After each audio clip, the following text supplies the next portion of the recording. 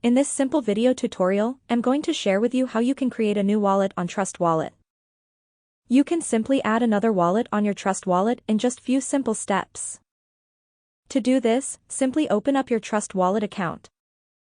Tap on the settings icon on the upper left corner of the screen right here. On the settings page, select the first option of wallets.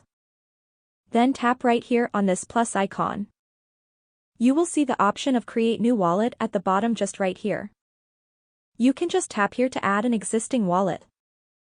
Tap on Create New Wallet, follow up the next few procedures. Then your wallet will get created successfully. That's how easy it is to create new wallets on Trust Wallet. If you have any questions, just let me know in the comments section down below.